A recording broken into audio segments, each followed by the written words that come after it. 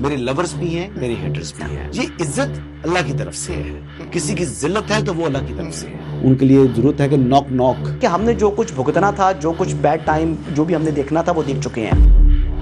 حضرت ایوب خان کے تمام دیکھنے والوں کو السلام علیکم. ناظرین، آج 5 فروری ہے اور ایک اہمیت کا جو ہے حامل دن ہے.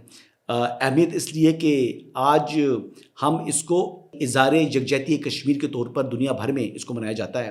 مقبوضہ جموں اور کشمیر کے جو بھائی ہیں ہمارے، ان کے ساتھ اظہار یکجہتی کے لیے لوگ ریلیاں نکالتے ہیں، انسانی ہاتھوں کی زنجیریں بنائی جاتی ہیں. اور اس حوالے سے مظفر آباد کے اندر بھی جو ہے، جو کہ آزاد کشمیر ہے، جو کیپٹل ہے آزاد کشمیر کا، وہاں پر بھی تقریبات ہوتی ہیں. یہ اس کا پس منظر یہ ہے جی کہ 1989 کے اینڈ کے اندر اور 1990 کے اندر جو آزادی کشمیر کی تحریک تھی، اس نے بڑا زور پکڑا تھا.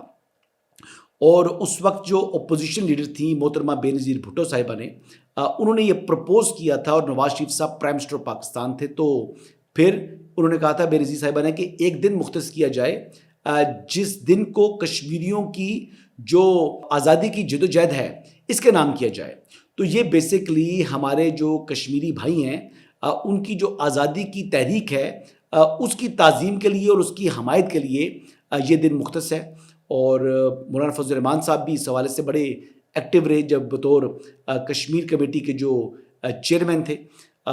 لیکن اس کے بعد بھی یہ لیگیسی ہم نے دیکھی کہ آج بھی اسلام آباد کے اندر ایک زبردست قسم کی جو ہے ریلی نکالی گئی، جس کی قیادت جو ہے وہ امیر مقام صاحب کر رہے تھے، اور ان کے ساتھ جو سینٹ کی چیئرمین اسٹینڈنگ کمیٹی ہے، ان کے چیئرمین سینیٹر اسد قاسم بھی جو ہے اس ریلی کے اندر شریک ہوئے. بڑی تعداد کے اندر لوگوں نے آج اظہار یکجہتی کشمیر جو ہے وہ منایا ہے. بہرحال جی آگے بڑھتے ہیں. 8 فروری جو ہے وہ سر پر آ چکا ہے، لیکن پاکستان تحریک انصاف اندرونی اختلافات کا شکار ہو چکی ہے، اور اختلافات جو ہیں وہ تھمنے کا نام نہیں لے رہے. اتنے اختلافات بڑھ چکے ہیں کہ کوئی دن ایسا نہیں گزرتا جب ان کے یہ جو تحریک انصاف کے لوگ ہیں یہ اپنے گندے کپڑے بیچ چوراہے کے اندر لا کر نہ دھوئیں. یعنی چاہے وہ پارلیمانی پارٹی ہے، مرکزی ہے، صوبائی ہے، اس کے اندر اختلافات تو یعنی کھل کر سامنے آ رہے ہیں. اگر آپ کو میں ریسنٹ واقعے کی بات بتاؤں تو خیبر پختونخوا کی پارلیمانی پارٹی کا اجلاس تھا، جس کے اندر چند جو اراکین تھے وہ غیر حاضر تھے.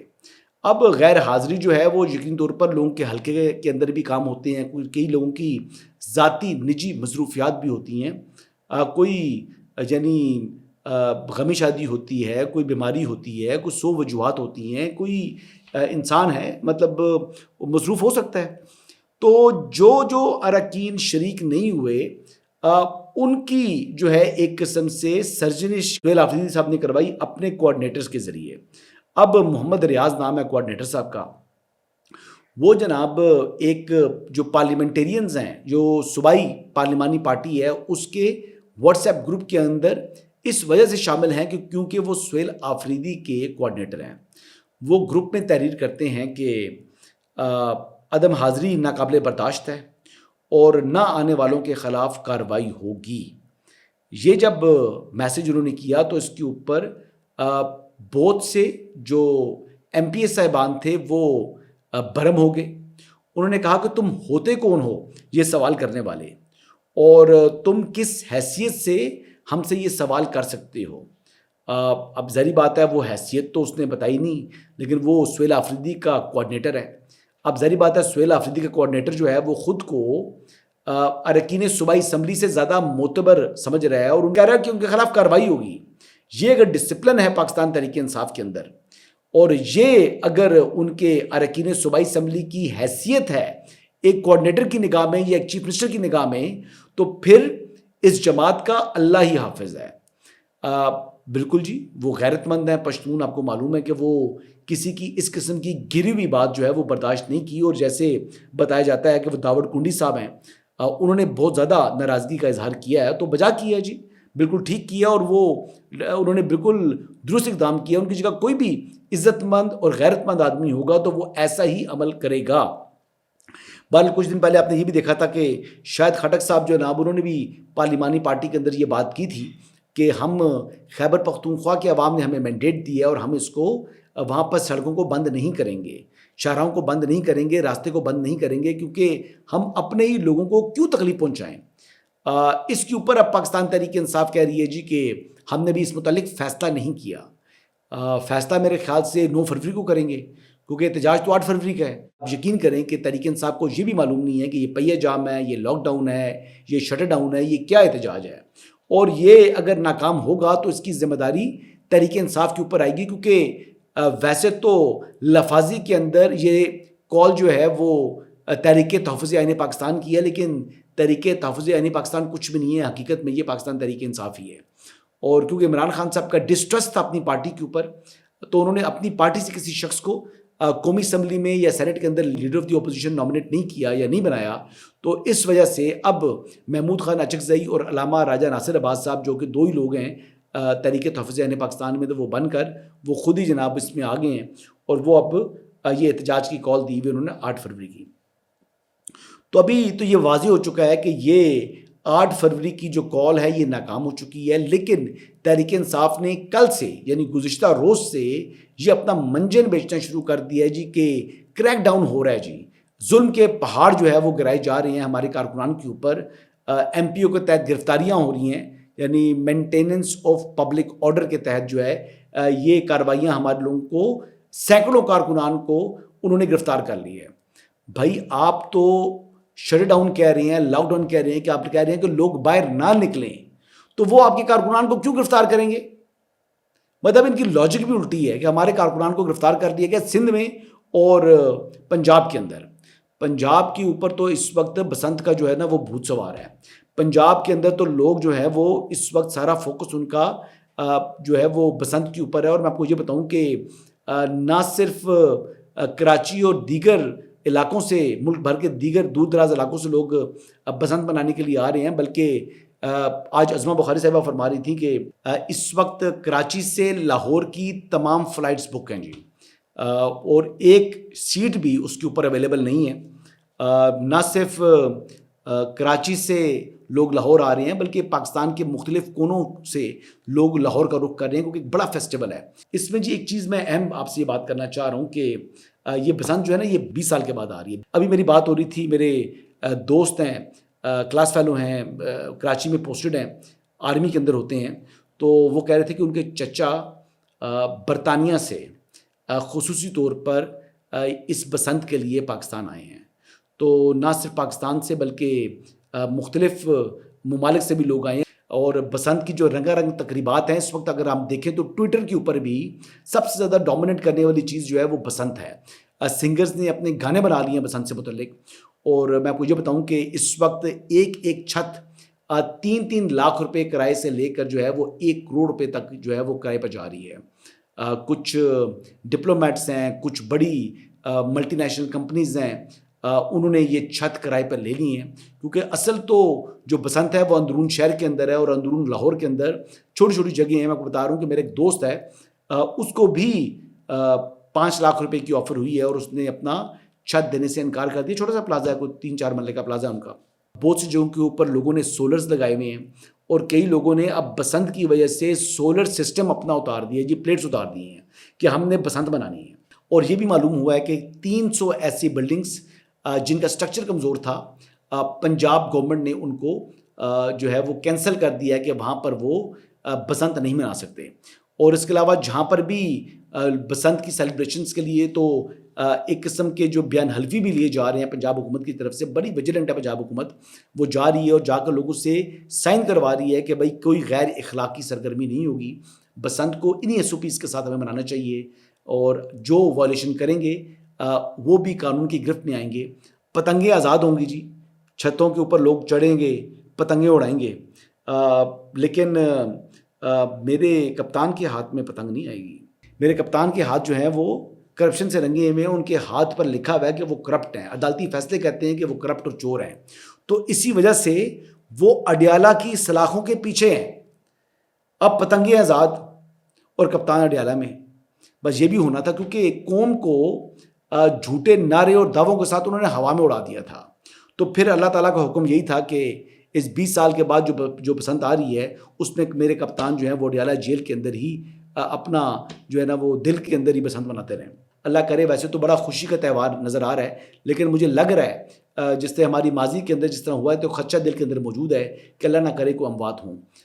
یہ دعا ہے جی اللہ تعالیٰ یہ پیسفل طریقے سے یہ 3 دن گزر جائیں. لیکن خوشی بڑی ہے جی, لوگ بڑے پرجوش ہیں, اور لوگ جب خوش ہوتے ہیں تو اس سے زیادہ قیمتی کوئی چیز نہیں ہے. لوگوں کی خوشی جو ہے وہ حکومت کو بھی عزیز ہے اور ہمیں بھی عزیز ہے. آگے بڑھتے ہیں جی. اگلی خبر یہ ہے کہ اس وقت جو خیبر پختونخوا کی جو حکومت ہے وہ بظاہر کچھ سنجیدہ دکھائی دے رہی ہے.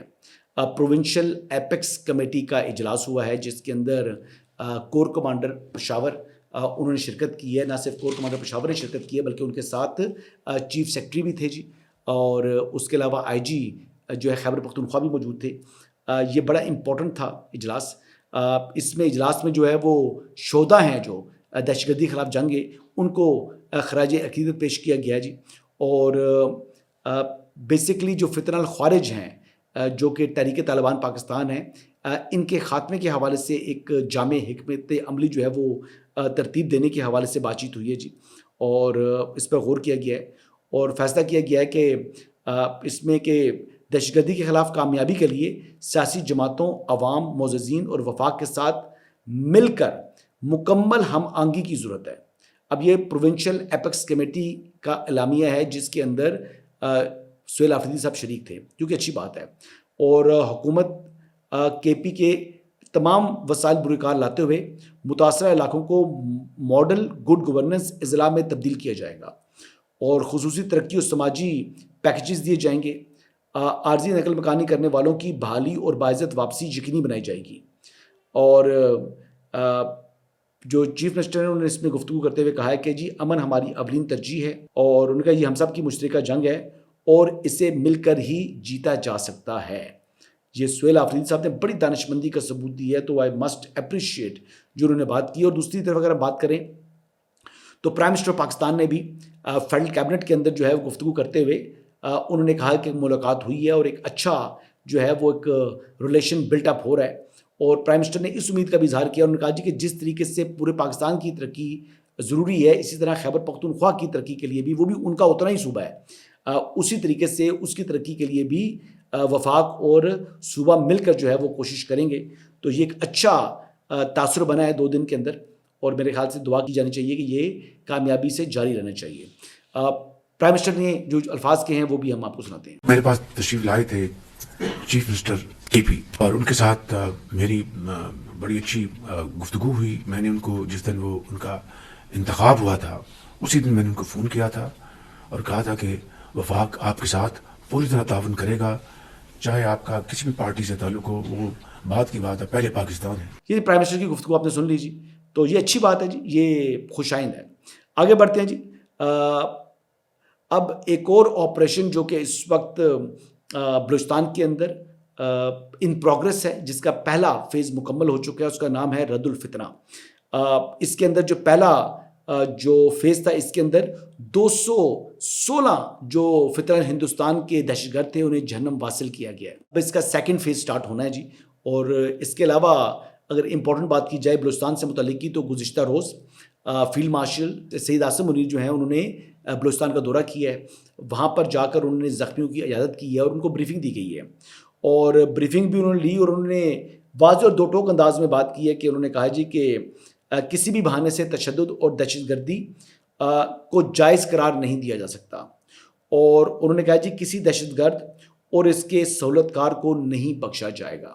اس کا مطلب یہ ہے کہ جو سرفراز بگٹی صاحب نے کہا تھا کہ اب ہارڈ اسٹیٹ کے طور کے اوپر جو ہے وہ اس وقت ریئیکٹ کیا جائے گا, اور بلوچستان کی گورنمنٹ بھی اب ہارڈن جو ہے وہ گورنمنٹ ہوگی, اور وہ کسی قسم کے جو دہشت گردوں کے سہولت کار ہیں ان کے ساتھ کسی قسم کی کوئی نرمی نہیں برتی جائے گی.